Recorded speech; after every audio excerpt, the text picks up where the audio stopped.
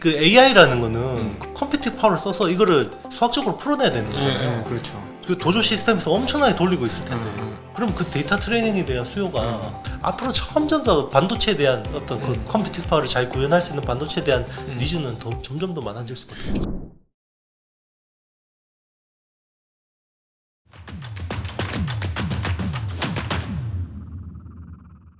지금 AI에 대한 이야기를 쭉 해봤는데, 자 그러면은 요 다음 부분에서 이제 하드웨어를 한번 조금 넘어가 보도록 하겠습니다. 우리 이제 구체적인 그 투자와 관련되어 있는 사항들이니까 여러분 이제 지금까지 이야기를 통해서 어떻게 상상하시면 된다는 상상하는 법을 배우셨으니까 이제 구체적으로 투자의 안으로 들어가겠는데요. 어떻게 보십니까? 삼성전자 HBM 대략 언제쯤은 구체화될 거? 그 정확한 답을 말씀하시라는 게 아니라 그냥 대충. 뭐 일단 업계 쪽에서 좀 파악을 해보니까 이제 11월부터는 조금씩 이제 뭔가 나오기는 하는 것 같아요. 네. 근데 이제 수율은 아직까지 담보는 못하는 것 같고요.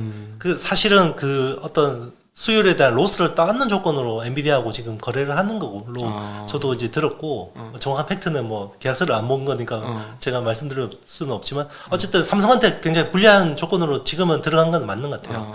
그래서 엔비디아 입장에서도 지금 뭐 HBM 쪽에서 지금 수급난이 뻔히 눈에 보이거든요. 왜냐하면 HBM을 점점 더 많이 써야 되는 구조잖아요. 그리고 엔비디아 같은 경우도 원래 내년 4분기에 예정돼 있던 H100의 후속 칩이 B100이라는 블랙웰이라는 칩인데 거기는 지금 H100 대비해서 그 HBM 수요가 2.4배가 많아요. 그러니까 기존에는 80GB 쓰는데 192GB를 써야 되거든요. 칩셋 하나당. 그렇죠. 그게 그런데 내년 4Q에서 2Q로 땡겼다라는 거는 그러면 그 HBM 수요가 더 많아지는 거죠. 그러겠네. 네. 그러면 지금 하이닉스 솔벤더로는 지금 커버가 안 될 거예요. 오죽했으면 엔비디아 하이닉스한테 1조인가 선지금 했죠? 선지금 해줬습니다. 네. 선지급을 했습니다. 이거 참 보기 힘든 일이에요. 그렇죠. 메모리 업체한테는. 맞습니다. 그래서 이제 먼저 돈 주고 이제 제품 받는 걸로 까는 거죠. 그 그렇죠. 선지급금을. 예를 들어 디스플레이나 이런 쪽은 옛날에 있었어요. 근데 그렇죠. 이거는 본 적이 별로 없었던 맞습니다. 것 같아요. 그러니까 그게 스페셜티의 힘이죠. SK 하이닉스가 내년까지 지금 HBM3하고 HBM3 그 캐파가 다 주문 다 끝났다잖아요. 솔드아웃이라고 했잖아요. 네. 그러니까 사실은 뭐 하이닉스 가격만 맞춰주면 삼성 거 무조건 쓰는 거겠지. 맞습니다. 근데 문제는 뭐냐면 삼성전자에 그 지금 처음 하는 거라서 수율이 안 나오면 하이닉스 가격에 팔면 적자가 날 수도 있다. 맞습니다.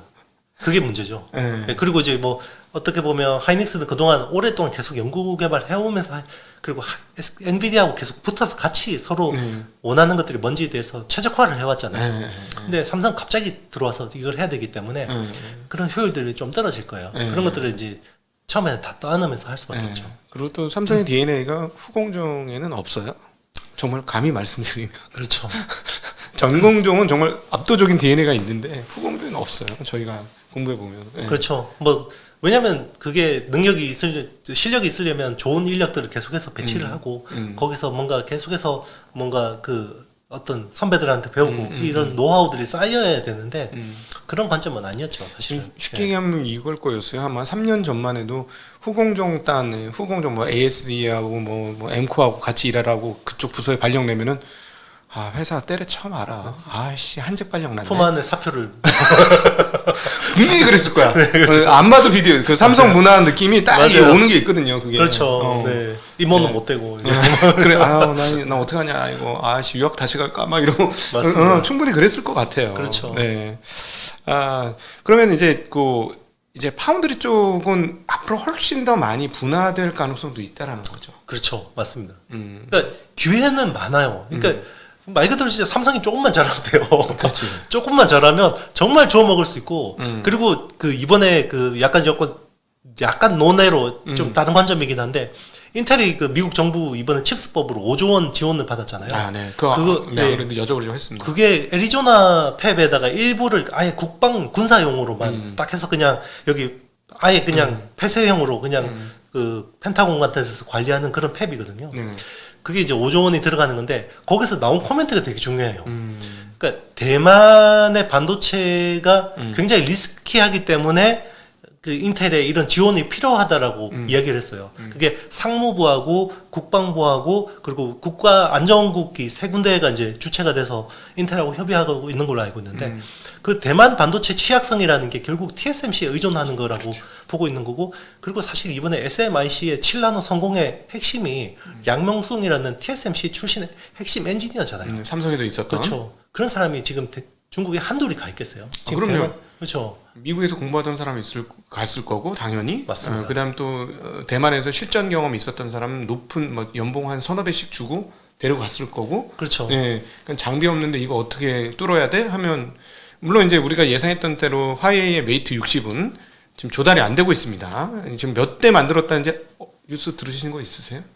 몇 대 만들고 있다 메이트 60? 뭐 그것까지는 아직 네. 아니 뉴스가 없어요. 네네 없습니다. 저는 이렇게 항상 귀를 열고 있는데 그 뉴스가 전혀 없어요. 그렇죠. 지난번에 오셔서 500만 대 만들기 힘들 걸 이렇게 예언을 그렇죠. 하셨고 저는 개인적으로 저도 뭐 한 1000만 대 이상 만들기는 어려울 것 같은데 근데 역시나 아이폰의 점유율이 떨어지지 않았고 결국은 그 메이트 얼마 팔았는지 다 벗고 그러니까 역시 그 어렵긴 어려운 것 같아요. 그렇죠. 예, 예. 왜냐하면 그 캐파가 7나노의 적합한 캐파가 아니라 14나노 팹을 어거지로 해서 막 수요를 밀어넣어가지고 수요를 안 되는데 만드는 거기 때문에 거기서 또 AI 반도체도 만든다고 하니까 그 없는 팹 해가지고 뭐 어쨌든 그렇게 할 수밖에 없죠. 네. 그러니까 사실은 여기서 우리가 이제 새롭게 봐야 될 건 인텔을 인텔 인사이드 즉 CPU 만드는 회사로 볼 거냐 이제부터 한번 고민을 해봐야 될 게 TSMC를 대체하는 아메리칸 TSMC가 될 것이냐를 고민해봐야 될 것 같아요. 저는 그래도 개인적으로 인텔에 대해서 나쁘게 안 보는 게 작년 말에 인텔을 사람들이 완전히 버린 자식 그래서 동네 바보형이라고 그렇죠. 이제 타이틀을 걸어가지고 그렇게까지 봤는데 제가 보니까 저 이것 때문에 저기 밀리터리 덕후님 모셔가지고 미중 전쟁 관련 것도 만들었어요. 왜 사실은 저는 이게 핵심이었는데 그거 만들고 진짜 개욕 먹었어. 와 중국 편들었다고 아주 난리도 아니더라고요. 아 그래요. 아니 그 관점은 다양한 건데. 나는 그리고 그 기축에 대한 얘기를 했었는데 사실은 이거 되게 중요한 거든요. 저희가 인텔을 좋게 보는 사람들은 왜 좋게 보느냐면 만약에 중국이 도발을 해서 대만을 먹었을 때 TSMC 문을 외부에 닫아버릴 경우 미국은 어쩔 거고 미국의 빅테크는 어쩔 것이냐. 그렇죠. 그걸 봤을 때 엄청난 위기거든요. 이거. 거의 기술이 한 15년은 뒤로 갈 수밖에 없어요. 일단 애플이 아이폰 신형을 못 만드는 거야. 못 만들죠. 네. 이렇게 되는 상황이라 정말 위험하거든. 그렇죠. 그러니까 그걸 모르고 있지 않은 그리고 미국 정부가 먼저 건드린 거잖아. 어떻게 보면. 그렇죠. 자기가 먼저 싸움을 걸었으니 그러면 싸움을 했는데 저기서 너무 중요한 무기를 들고 있는 거야. 나 저 무기 제가 잘못 휘두르면 내가 저거에 당하면 큰일 난다는 생각을 하니 나도 무기를 하나 갖고 있어야지 싸움 하든 말든 할 거니 결국은 인텔 자기 나라 회사의 파운드리를 키워주는 수밖에 없을 것 같다. 맞습니다. 그때 차이잉원 대만 총통이 그랬잖아요. 우리는 실리콘 실드가 있기 때문에 미국이 지켜줄 거야. 실리콘 실드가 TSMC야. 라고 공식화해버렸고 그걸 사실 이제 미국의 엘리트들이 완전히 이제 인지를 하게 됐잖아요. 이게 리스크라는 걸 인지하게 됐기 때문에. 그리고 사실 TSMC 회장도 그 얘기하는 거 아니에요? 맞습니다. 예, 그 TSMC 회장이 들어보니까 엄청난 애국자더만요. 대만 애국자. 대만을 지키기 위해서. 그렇죠. 대만을 지키기 위해서 미세 핵심 공정은 대만에 다 남겨놓고 미국에 가는 거나 뭐 일본에 가는 거는 다 뭐 그냥 거의 뭐 그렇죠. 범용 라인. 원래 N-1이라는 이제 정책이 있거든요. 네. 최첨단 팹은 대만에 두고 해외에 나가는 거는 그보다 한 세대, 두 세대 떨어지는 걸 이제 보통 하는 건데 그 바이든이 압박해서 이제 애리조나 팹은 3나노를 하게 됐죠. 네. 근데 미적 안 하더라고요. 그렇죠. 그리고 또 얘기 들어보니까 엄청나게 강압적이래 TSMC가. 맞아요. 네. 그래가지고 미국 가서 적을 못 하고 있다는데. 그렇죠. 공장 짓는데 진도가 안 나간다는 소리 있더라고요. 그렇죠. 그런 이야기도 있어요. 그러니까 그러면 결국 TSMC의 본사 직원들을 미국에 파견해서 이렇게 일하게 하는데 이 친구들이 미국에 살다 보면 이제 여기 물들면 이민을 가서 네네. 그럴 예전에 리스팅 했잖아요. TSMC 핵심 인력들. 그렇지. 기술자가 핵심이니까 항상. 맞습니다. 그러면 이제 인텔을 과연 근데 인텔 진도가 지난번에 이제 팻 gel싱어가 실적 발표할 때도 하는 얘기도 그렇고 믿을 수 없는 속도가 나오더라고요. 그렇죠. 왜 뻥까 이런 느낌? 형 왜 뻥이야? 좀 과하잖아. 뭐 이런데 두 번, 세 번 계속 똑같은 얘기를 하고 있어. 어떻게 맞습니다. 보십니까? 저도 사실 못 믿는데 예. 당장 로드맵상 보면 내년에 1.8나노까지 한다는 거잖아요. 25년도에는 네. 양산 정도 수준인 그렇죠. 거죠? 네. 근데 그리고 이것도 당겨서 한다고 그러니까 그러면 두세 단계씩 계속해서 선단 공정 넘어간다라는 건데 지금 보면 TSMC도 3나노 굉장히 힘들어하잖아요. 그럼요. 네. 3나노 제대로 안 되고 이번에 제대로 또 애플도 발열 이슈도 있습니다. 맞습니다. 실제로. 네. 그렇죠. 근데 뭐 내년에 1.8나노를 이제 일부 한다니까 저걸 어떻게 믿어야 돼? 그러니까 그동안에 한 거로 치면은 이제 다 뻥이야. 그렇죠. 안 믿어 이런데 이제 패키지 시공가 이제 10나노 언더단 7나노지. 그러니까 지금의 그렇죠. 7나노를 지금 성공적으로 하고 있는 거죠, 지금. 성공적으로 하든지도 알 수가 없습니다. 네. 지금 그러니까 요번에 내놓은 거. 네. 뭐 이번에 일단 내놓은 거는 네, 그렇죠. 7나노죠. 7나노. 네. 네. 그러니까 거기까지가 진도가 과거보다 진도가 빨라진 건 맞는 것 같아요. 그렇죠. 뭐 제대로 이제 물건이 나와봐야 아는 거니까. 사파이어 레피즈도 사실 10나노였잖아요. 근데 뭐 나온다고 그랬는데 계속 안 나왔고. 뭐, 네, 버그가 나오고 뭐 문제 생기고 했었기 때문에. 네. 그러니까 난 계속 난 못 믿겠어. 못 믿겠는데 너무 큰 소리를 치니까 그렇죠. 근데 메시지는 일관돼요. 계속 우리 그러니까. 로드맵으로 한다. 세 번인가 연속 제 기억으로는 세 번인가 나와서 똑같이 처음에 나왔을 때 얘기했을 때 또 사장님 또 과욕 부리시네 뭐 이런 느낌이었는데 그렇죠. 너무 과욕이다 너무 근데 두 번째 똑같이 이 양반이 미쳤나 세 번째 똑같이 진짠가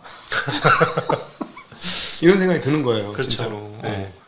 그러니까 여전히 이제 물건 나와봐야 알겠다. 그렇죠. 그리고 이제 칩레스로 해서 이제 사실 좀 이제 그 일부 그런 칩 타이는 TSMC에서 해주니까 그러니까 이제 약간 좀 뭐 분산이 되니까 좀 더 뭐 빨리 갈 수는 있겠죠. 근데 7나노 퍼포먼스 어떤지 좀 진짜 궁금한데 전 들어본 바가 없어서 혹시 들어보신 바가 있으신가요? 뭐 일단은 뭐 깔려봐야 써봐야 아는 거잖아요. 그러니까요. 제품을 메테오 레이크나 뭐 이런 것들을 이제 뭐 나와서 써봐야 되는데 일단 뭐 발표하는 내용 자체는 나쁘진 않은 것 같습니다. 그렇습니까? 네. 근데 온 디바이스 AI 쪽에서도 굉장히 많이 강점을 가지고 있는 것 같고. 근데 일단 뭐 현장의 소리가 가장 중요하니까 그걸 조금 더 기다려 봐야 될 것 같습니다. 그렇죠. 만약에 인텔의 그쪽에서 좀 좋은 소식이 나온다면은 인텔의 미래는 되게 긍정적으로 바뀐다라고 봐야 되겠네요. 그럴 수도 있죠. 그리고 이제 거기서 약간 이제 대만에 대한 우려가 커진다 그러면 반대로 이제 대한민국 파운드리, 그러니까 삼성 파운드리에 대한 지렛대가 좀 커질 수도 있는 거고요. 이제 그래서 조금만 잘하면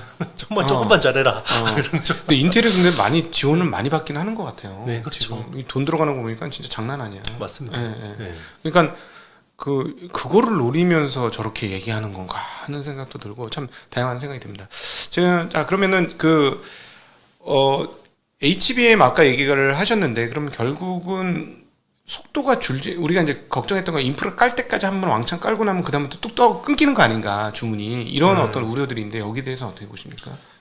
그러니까 이제 데이터 트레이닝을 지금 이제 언어를 배우는 데는 이만한 컴퓨팅 파워들이 필요했잖아요. 네네. 그렇죠. 그리고 지금도 사실은 그 컴퓨팅 파워하고 빅데이터만 많이 갈아 넣으면 선형적으로 계속 좋아져요. LLM이라는 모델 자체가. 네네. 그러면 뭐 지금 사실 구글의 제미니 같은 것들은 그 파라미터가 1조 개까지 올라가거든요. 네. 그리고 GPT-4 같은 경우 이번에 4천억 개에서 5천억 개면 네.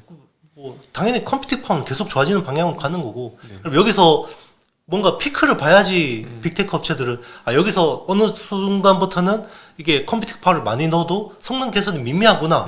그럼 그때부터는 피크아웃이 보이죠. 근데 지금 계속 갈아넣으면 계속 좋아지면 계속 밀어넣지 않겠어요?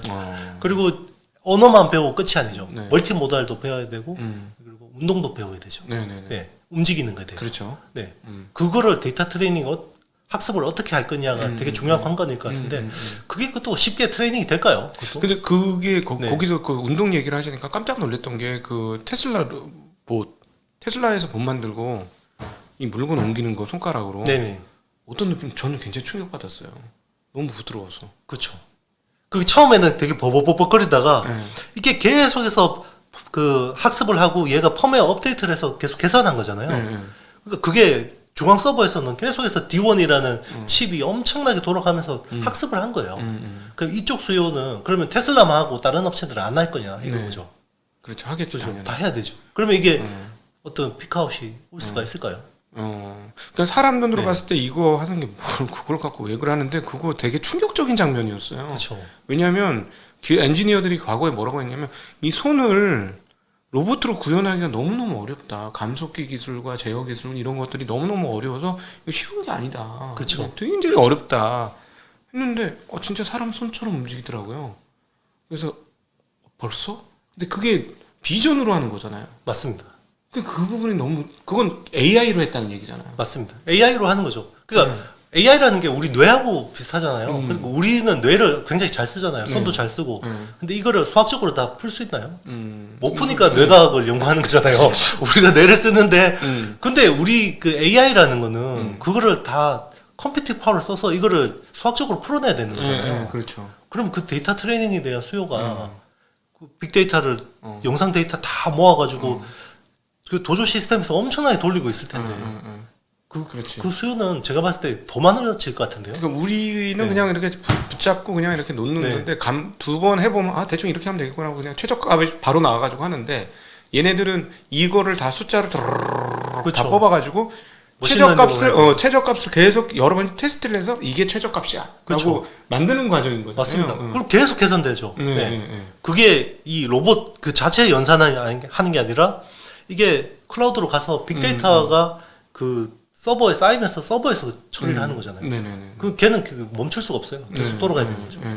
그래야 점점 더 정교한 작업을 할 수 있기 때문에. 그럼 결국은 이제 앞으로 네. 국가의 그 능력, 그다음 또 일부 국방 능력, 이 모든 것들이 그 슈퍼컴퓨터 파워와 거의 직결되는 상황이에요. 직결된다고 봅니다. 그러니까 과연 그 어떤 기업이 그 어떤 국가가 앞으로 우리는 이제 돈이 비싸니까 컴퓨팅 파워를 이제 제한하겠어. 이런 나라가 어디 있겠어요. 좀 이렇게 투입하면 계속 좋아지는데 그럼 서로 죽을 때까지 가봐야 되는 거 아니겠습니까? 그럼 나중에 진짜 네. 와 진짜 AI로 워게임 하고 진짜 전쟁 나면 예를 들어서 사실은 테슬라에다 위에다가 그 이렇게 뭐 미사일이나 포 같은 거 달면은 그렇죠. 그게 전쟁 무기가 되는 거 아니에요? 터미네이터 나올 때 그렇게 되는 거잖아요. 되는 겁니다. 뭐 사람처럼 움직이지는 않더라도 뭐 차 같은 게 그렇게 해가지고 가면 맞습니다. 뭐 탱크 무인으로 가고 이러는 거는 그렇죠. 뭐 아주 먼 미래의 일은 아니다 이제는. 그렇죠. 벌써. 이 전쟁에서 어떻게 가장 효율적으로 움직이는 게 좋은 거냐. 그거는 또 여기서 센서에서 빅데이터를 가지고 또 클라우드로 가져와서 서버에서 막 돌려서 또 펌웨어 업데이트하고 이게 계속 이어질 수밖에 없어요. 앞으로 AI 시대는 그거예요. 근데 어떻게 컴퓨팅 파워가 떨어질 수가 있겠어요. 그러니까 피크하우스 제가 봤을 때 안 올 것 같은데요. 물론 지금처럼 막 급하니까 엔비디아 칩을 엄청나게 비싸게 막 이렇게 사주는 거는 어느 정도의 그게 한계는 있겠지만 앞으로 점점 더 반도체에 대한 어떤 그 컴퓨팅 파워를 잘 구현할 수 있는 반도체에 대한 니즈는 점점 더 많아질 수밖에 없죠. 그럼 뭐 TSMC뿐만 아니라 비슷하게 만들어줄 수 있으면 우리도 지금 앞서 계속 얘기했지만은 삼성전자도 먹을 거리가 많아요. 네. 시장이 커지고 있으니까. 그다음 뭐 인텔도 단순히 CPU 업체가 아니고 파운드리 업체, 제3의 파운드리 업체로 등장하는데 제가 약간 걱정이 되는 게 삼성전자가 인텔한테 이런 식으로 가다가 파운드리 2위짜리도 놓치는 거 아닐까 하는 우려가 최근에 좀 생겼어요. 왜냐면 그렇죠. 그 많은 지원금 이런 것들을 보면서 맞아요. 충분히 그럴 수도 있죠. 그렇게 보세요? 그런데 이제 근데 이제 시장이 지금처럼 모든 어떤 제한된 선단 공정에서만 시장이 있는 건 아니라고 생각은 들어요. 그럼요. 뭐 사실 UMC라는 파운드리 업체 우리 관심도 없잖아요. 근데 UMC라는 업체가 최근에 좀 핫한 게 그 2.5D 구조를 하는 실리콘 인터포저를 얘들이 납품을 하거든요. TSMC에다가. 근데 최근에 이쪽이 되게 좋아요. 그거는 60나노거든요. 60나노인데 근데 이제 이게 전체 시장 AI 시장이 커지면 물론 제일 어떤 부가가치가 있는 건 산단 공정 쪽이겠지만 그 밑에 낙수 효과도 굉장히 많아요. 그렇죠. 네, 그리고 우리나라 같은 경우는 기판도 또 되게 많고 뭐 그리고 요즘에는 실리콘 인터포저하고 플립칩 BGA라는 그 세그먼트 사이에 또 글라스 기판이라는 것도 새로 생기고 그런 데서 계속해서 기회를 찾아야죠. 그리고 제일 좋은 거는 사실 삼성 파운드리가 TSMC 못지않은 어느 정도의 기술 주도권만 가지고 가면 훨씬 더 큰 낙수 효과가 있겠죠. 네. 그런데 적어도 우리는 HBM이라는 여기에서만은 적어도 주도권이 계속 이어질 거라고 봐요. 그래서 뭐 대한민국 반도체를 좋게 보는 부분은 우선은 HBM. 여기는 무조건 우리가 주도할 수밖에 없는 거고 여기서 더 플러스 알파로 더 큰 파급 효과를 일으키려면 그 삼성 파운드리가 TSMC 코어스라는 칩온 웨이폰 서브스트레이트라는 2.5D 구조를 그냥 아이큐브로 구현할 수 있는 거. 그러면 더 좋아지는 거죠. 대한민국 반도체는 정말 진짜 호기가 되는. 마이크론 테크놀로지는 어떻습니까? 마이크론도 열심히 하고 있죠. 그런데 이제 마이크론은 너무 늦었어요. HBM 쪽은. 적어도 HBM 쪽은 너무 늦었기 때문에 지금 HBM3는 개발을 포기했고요. 오히려 HBM3E로 바로 직행하겠다고 했는데 그 HBM3도 삼성이 저렇게 버벅거리면서 고생하는데 HBM3는 과연 잘 될까? 그런 우려가 있고 그리고 내년 목표가 7억 달러예요.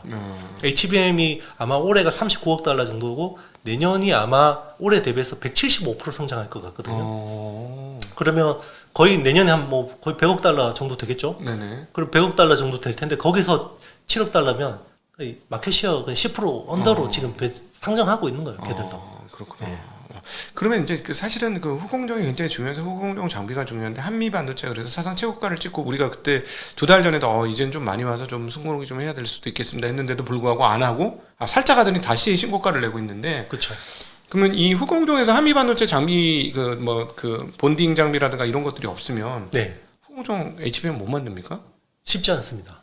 그래서 최근에 일단 이제 한미 반도체는 지금 이렇게 6조가 넘잖아요. 시총이. 깜짝 놀랐어요. 진짜. 그럼에도 불구하고 더 갈 수밖에 없는 게 요즘에 AI ETF 설정되면 한미 반도체 비중이 제일 높아요.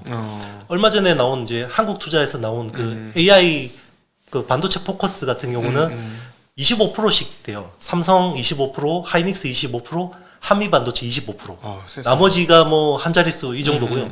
이번에 그 11월 중순에 조만간 나온 미래에셋 ETF 같은 경우는 AI 반도체 ETF 같은 경우는 삼성하고 하이닉스가 빠졌고요. 한미 반도체가 제일 높아요. 16점 몇 프로거든요. 네. 그러니까 수급이 계속 들어옵니다. 그리고 본딩 그러니까 업황으로 봤을 때도 삼성도 사실 한미 반도체 쪽 그 TC 본딩 장비를 되게 사고 싶어해요.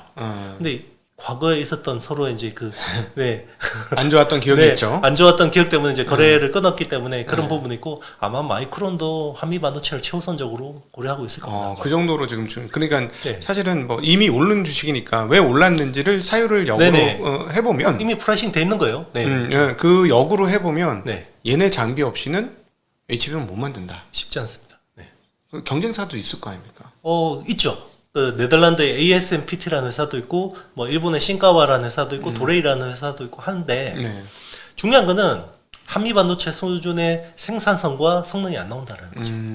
가격만 싼 게 아니라 예전에는 항상 우리가 뭐 똑같이 만드는데 우리가 한 70%의 가격이에요. 뭐 이런 개념으로 접근을 했었잖아요. 그런 컨셉이 아닌 거예요. 그래서 제가 예전에 한미 반도체 그 공장 탐방 가서 나사 하나 깎는 거 보고 깜짝 놀랐다고 이야기한 적이 있거든요. 다시 말씀드리면 제가 한미 반도체 그 라인을 한번 다 돌았었어요. 그래서 그때 1공장하고 2공장을 이제 갔는데 여기 뭐 중장비 회사인가 이런 생각이 들었어요. 왜냐하면 이 알루미늄 덩어리를 이렇게 기중기에다가 매달아서 엔지니어들이 밑에 들어가서 막 쇠를 깎고 있더라고요. 그래서 저거 왜 저러고 있는 거냐 그러니까 장비를 내진동성이 되게 중요한데 정밀도를 잡기 위해서는 외주를 아무리 줘서 해도 이게 안 나오더래요. 그래서 자기들이 설계를 해서 그거를 직접 금속을 깎아서 쓴대요. 그러니까 장비를 만드는 부품을 직접 만든다는 얘기네요. 그렇죠.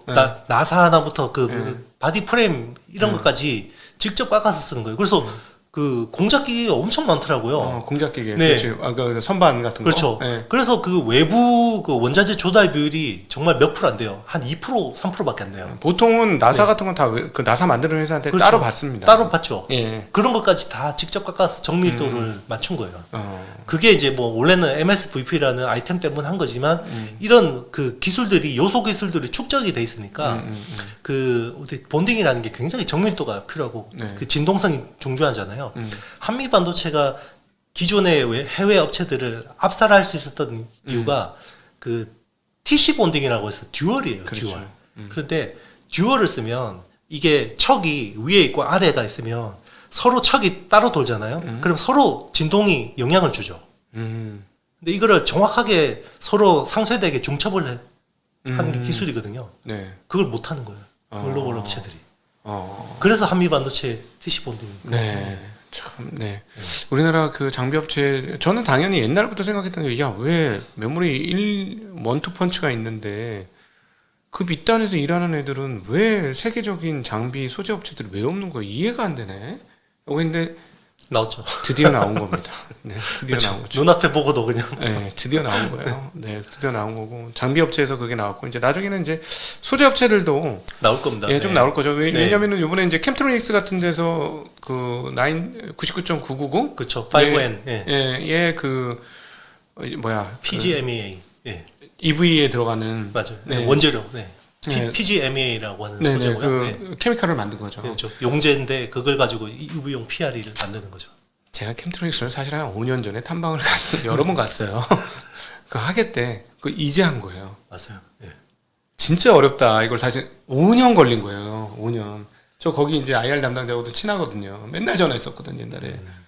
뭐 이지나 저지나 안 되는 거야. 뭐 그리고 딴 거는 해. 근데 이거 안 되는 거야. 근데 드디어 그렇죠. 예, 제가 18년에 그렇죠. 18년에 거기 탐방 참 많이 갔었습니다. 근데 와 이게 참 도전하고 끝없이 그 머물지 않고 계속 도전해서 여기까지 가는데 그 뭐 한미반도체나 몇몇 뭐 이오테크닉스도 그렇겠습니다만 여러 장비 업체들도 지난 10년 넘게 계속 오면서 여기까지 온 거다. 그렇죠. 예. 그런 거 보면 사실 캠트로닉스가 작년에 240억 투자해서 그걸 1만 톤 캐파를 확보했거든요. PGMEA라는 용제를. 그리고 이번에 170억 투자해서 2.5배로 늘렸어요, 캐파를. 이런 흐름들을 보면 동진 세미캠 EUV용 PR도 된다라는 거예요. 그런 그렇지. 추정이 가능하죠. 네, 그렇죠. 동진 세미캠 그러니까는 그 지금은 뭐 가동률이 떨어졌으니까 애들이 당연히 매출이 당연히 안 나올 거고 맞습니다. 이 가동률이 올라가는 순간 이 케미컬은 그냥 가동률 곱하기 하시면 되는 거죠. 그 매출은. 맞습니다. 네, 가동률. 그리고 중요한 게 차세대 공정에 다 국내 기업들이 이제 들어가요. 옛날에는 다 외산하고 국산화할 때 들어갔잖아요. 가격 깎아서. 그런 측면에서 저는 한미 반도체의 그 어떤 성장은 굉장히 바람직하다고 느껴지는 게 옛날부터 이제 그 반도체 공부를 해보면 삼성전자는 항상 그런 식이었죠. 가장 최고의 인재, 가장 최고의 부품, 가장 최고의 장비 이걸로 만들었잖아요. 그렇죠. 주로 일본산 아니면 외산. 외산이죠. 그쵸. 이 말이란 건 다 외산이란. 그렇죠. 사람만 한국 사람이고 가끔 외국 사람도 있지만, 네, 다 외산이고 가격 불문 그냥 오케이 썼는데 그렇죠. 하이닉스 같은 경우는 사실은 뭐 항상 헝그리 하니까. 옛날에 막 그런 얘기 많이 들었죠. 제이모 회사하고 납품 받아가지고 하는데 소재를 너무 많이 쓴다는 거예요. 그 장비가. 그래서 쉽게 얘기하면 케미컬이 삼성이 2배씩 3배씩 그렇죠. 들어가는 거야. 수율이 안 좋으니까. 네, 막 들어가니까 이렇게 해서 되겠냐 했는데 그게 이제 그 5년 10년 전에는 그런 상황들이었는데 그게 조금씩 개선이 되고 있는 거예요. 맞아요. 그러더니 이제 한미 같은 회사도 이제 나오게 됐다라는 거. 맞습니다. 그러니까 지금 하이닉스의 후공정이 무서운 건 이 배고픈 시절에 쌓았던 업력이 드디어 꽃을 피웠다라는 측면에서 이게 되게 저력이 있다. 그렇죠. 예. 전방 시장이 또 바뀐 것도 크고. 그러니까 그렇죠. 메모리라는 게 원래는 커머디티에서 이제 점점 스페셜티로 이제 네. 무게 중심이 올라가는 거니까. 그런 측면에서 또 한국의 중소기업들 입장에서는 아베가 참 고마운 그렇죠. 거죠. 예. 그렇죠. 네. 아베가 수출 금지 해주는 바람에 맞아요. 절대 그러지 않았을 것 같은 삼성전자가 국내 업체들한테 개발을 종용하고 맞습니다. 후원하고 지지하고 또 사실은 그렇지 않습니까? 삼성전자가 도와주지 않으면 못 만드는 거잖아요. 그렇죠. 원래 삼성 종기원에서 차세대 기술 로드맵 프로젝트가 있으면 거의 국산 업체는 거의 없었어요. 옛날에는. 근데 지금은 다 끼워서 하거든요. 아 그렇군요. 그러니까 사실 뭐 저희들끼리 얘기 좀 서로 이게 주고받는 거잖아요. 물건 하나 만드는데 뭐 그 저기 뭐야 업체하고 그 하청 업체하고 커뮤니케이션을 진짜 맨날 며칠을 그냥 몇 년을 하는 경우도 있는 거잖아요. 그렇죠. 그 제품 하나를 만들기 맞습니다. 위해서. 예. 그게 장비하고 소재하고 딱 그 수요 업체가 딱 맞게 서로 공정 최적화를 해야 되거든요. 예. 그 레시피를 딱 만들어야 되는데 거기서 이제 국내 업체들이 중요한 역할을 하는 거고 그게 저는 이제 뭐 동진 세미캠이나 솔브레인, 뭐 캠트로닉스 같은 업체들 꽃을 피울 수도 있다고 생각합니다. 네, 그렇죠. 이 케미컬 업체들은 사실은 여전히 일본 업체들이 완전한 강세인데 뭔가 이게 변화가 되는지 한번 보면 좋을 것 같고 이렇게 되면은 뭐 이제 소재 업체들 중에서도 제2 한미반도체 같은 네, 그렇죠. 하청 업체들이 나오게 돼. 하청이라고 표현하니까 좀 이상하네요. 협력 파트너사. 네네 파트너사들이 이제 올라오게 되는 거죠. 네, 한번 그런 날을 한번 기대해 봅니다. 혹시 오늘 오늘 너무 열띠게 급하게 쭉쭉 달려와가지고 네, 우리 준비 하나도 안 하고 어떻게 이렇게 토크를 다 풀어낸지 모르겠어요. 네, 틈도 없이 지금 계속 얘기했는데 그렇죠. 네, 혹시 이제 못하신 약간 좀 산만한 거는 있는데 그래도 네. 굉장히 많이 도움이 될 것 같아요. 예, 여기 왔다 갔다 네, 했는데 예. 그렇죠. 근데 어떻게 또 하시고 싶으셨던 얘기 네, 뭐 다 했습니다. 거의 뭐 120%다 항상 뽑아내고 가니까. 네네. 너무 많이 배웠고 너무 감사하고 IT의 신에 가서도 구독 많이 해주시고 돈을 버는 채널이에요. 그러니까 그냥 흥미롭게 듣고 재미나게 듣고 상식을 올리는 채널이 있고 실제로 돈이 되는 채널이 있어요. 근데 사람들이 요거가 힘들어하는 거야. 돈이 되는 채널은 자기가 잘 모르는 영역이니까 그쵸. 흔쾌하게 잘 안 들어요. 근데 제가 감히 말씀드리면 IT의 신 이영수 대표님의 IT의 신 채널은 돈이 되는 채널이에요. 그래서 가서 매번 올라올 때마다 듣고 모르게 들으면 2번 듣고 3번 들으면 돼. 저도 그렇게 했어요. 2번 듣고 3번 무슨 얘기지? 하면 2번 듣고 3번 듣고 4번 듣고 5번 듣고 이렇게 하면서 해야 내가 투자자인 거예요. 여러분이 투자자가 되고 싶으시면 이런 것들은 끊임없이 들으셔야지 된다. 이런 분이 안 계신다. 사실은 지금 오늘 얘기하신 거는 값어치로 따지면은 여러분 수십만 원씩 내고 강의 들어야 되는 그런 내용이 아닐까 싶습니다. 지금 강의도 하시고 계시죠? 네네, 맞습니다. 그리고 사실 제 책을 한번 읽어보고 강의를 들으면 사실 책을 다 이해를 못한다고 하더라도 그냥 또 읽고 듣는 거랑 왜냐면 좀 약간 불친절할 수밖에 없는 게 계속해서 초보 이야기 처음부터 이렇게 딱딱 같이 테크트리 타서 올라오고 계속 봐오시던 분들은 이제 계속 올라오잖아요. 그러면 그분들한테 맞춰서 할 수밖에 없기 때문에 새로 오시면 굉장히 불친절할 수가 있어요. 그렇죠. 네. 그 얘기하면 시간이 없으니까. 그렇죠. 정해진 30분 안에 더 많은 내용을 맞습니다. 담아주려면 과거의 데이터는 깔고 있는 걸로 해야지 더 그 위에 하나 그렇죠. 탑을 쌓듯이 쌓는 거라서 그럴 수밖에 없는 거죠.